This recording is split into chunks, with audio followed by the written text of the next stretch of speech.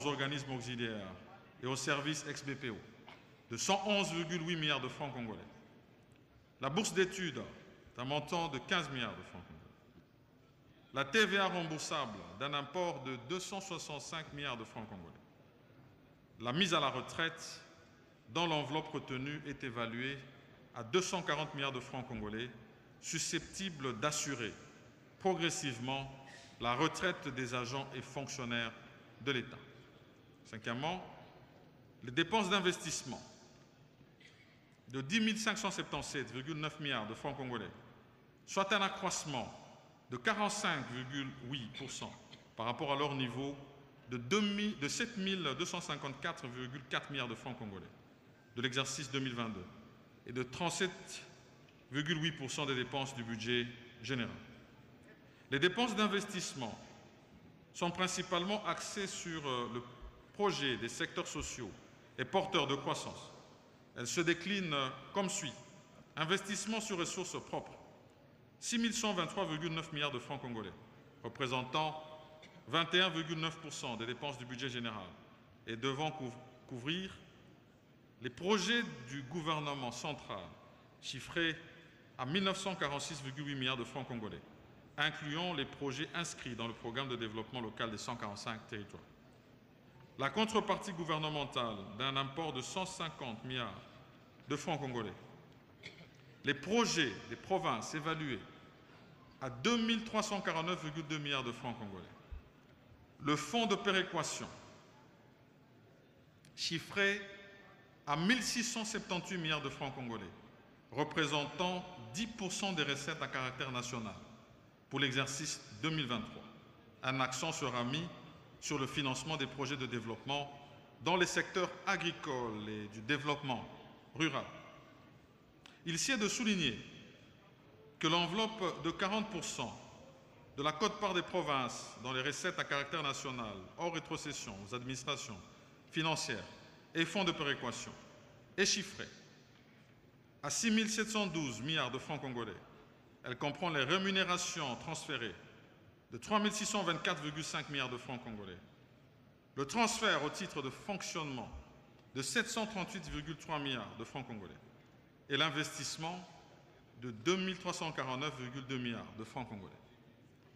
Investissement sur ressources extérieures, 4 453,9 milliards de francs congolais, soit un taux d'accroissement de 60,5% par rapport à son niveau du budget de l'exercice 2022 et 15,9% des dépenses du budget général. Sixièmement, les dépenses exceptionnelles de 1 185 milliards de francs congolais, représentant 4,2% des dépenses du budget général et devra financer les opérations électorales pour 800 milliards de francs congolais, les opérations de recensement et d'identification de la population pour 220 milliards de francs congolais, la couverture d'éventuels sinistres et calamités, 75 milliards de francs congolais, la réserve budgétaire, 90 milliards de francs congolais. Alors, nous risquons de casser votre gorge. Est-ce qu'on peut vous apporter un verre d'eau? Merci.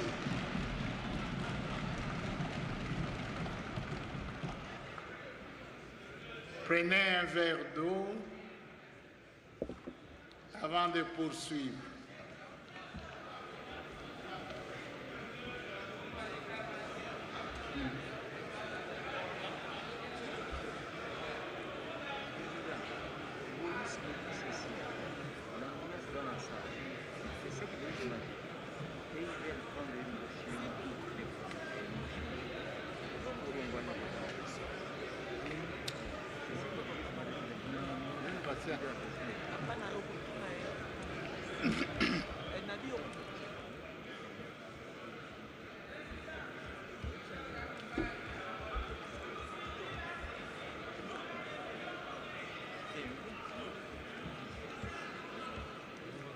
C'est bon?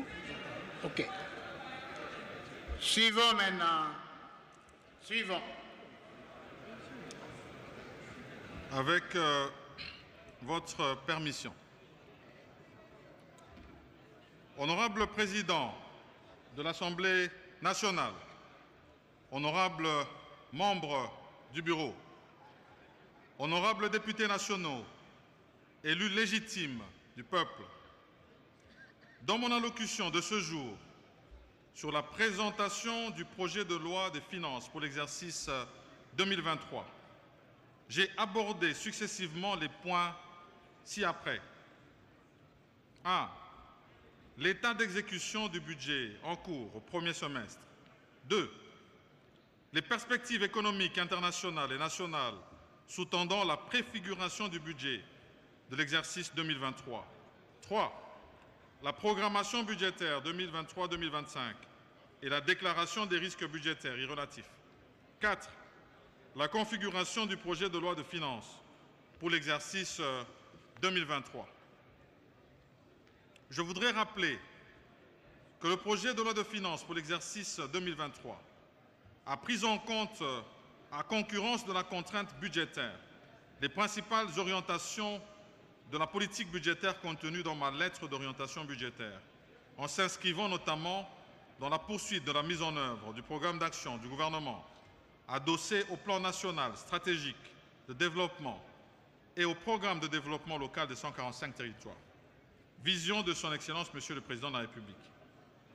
Une attention soutenue a été portée sur les secteurs sociaux et porteurs de croissance et de développement, conformément aux différents engagements internationaux auxquels le pays a souscrit.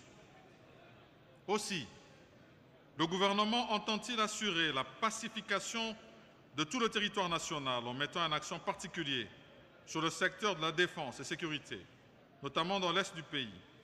Un accent particulier également a été mis sur le recensement et l'identification de la population, l'organisation des élections générales, la maîtrise de la pandémie à Covid-19, ainsi que la prise en compte de la subvention pétrolière pour le maintien d'un prix social à la pompe. Concernant le financement de la politique du gouvernement, celui-ci entend mettre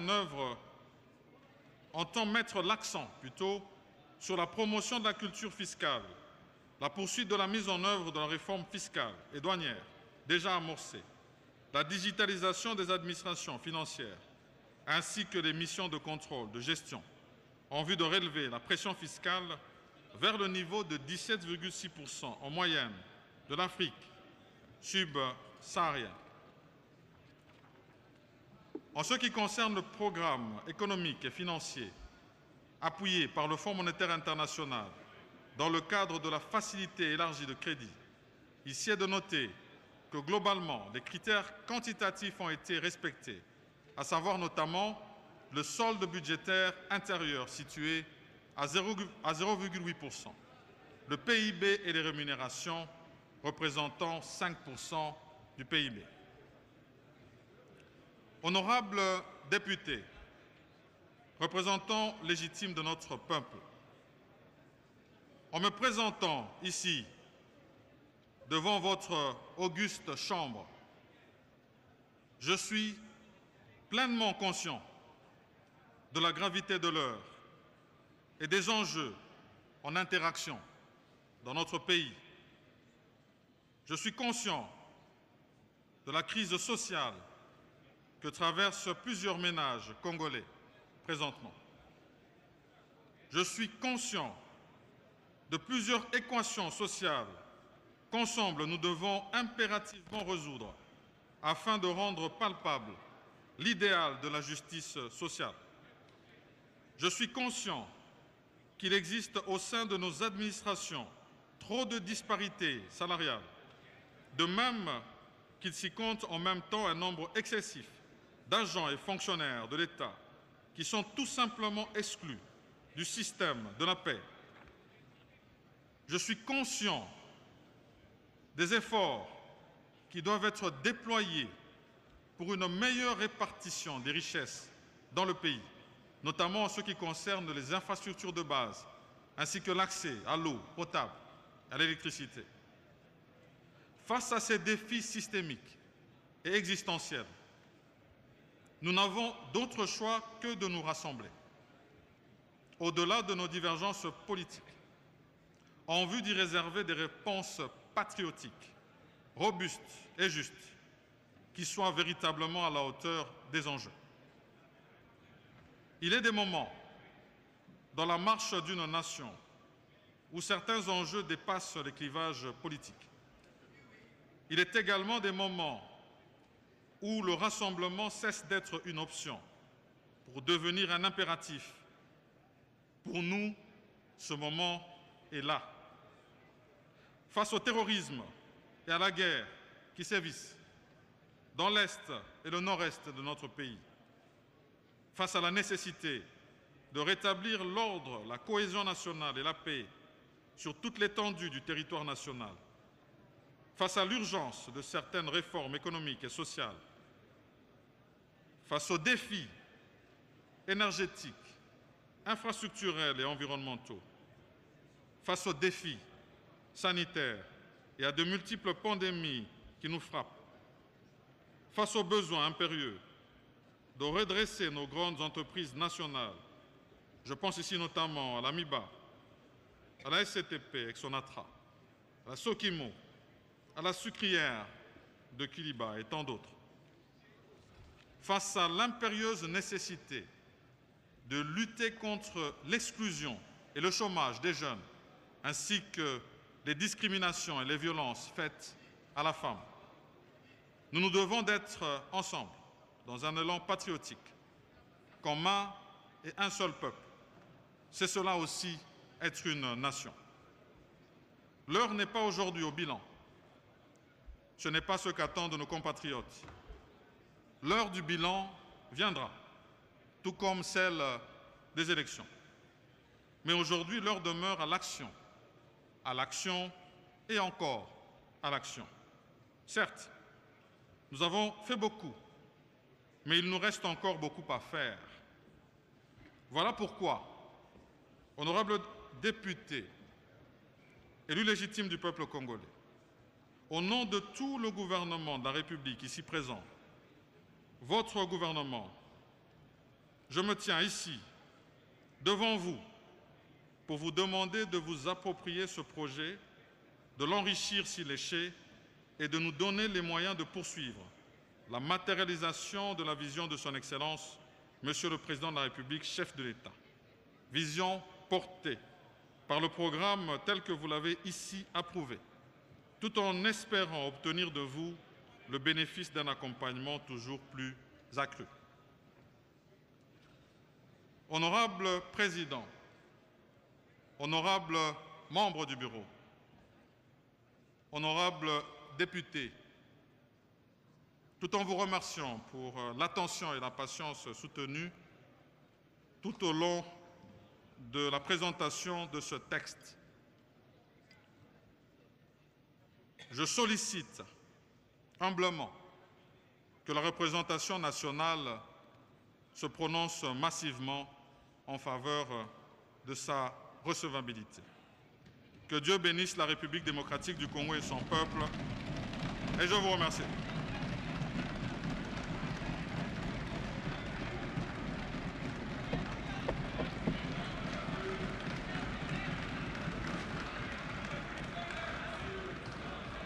Messieurs les premiers ministres, au nom de l'Assemblée nationale, je tiens à vous remercier pour votre brillante présentation. Il est dit que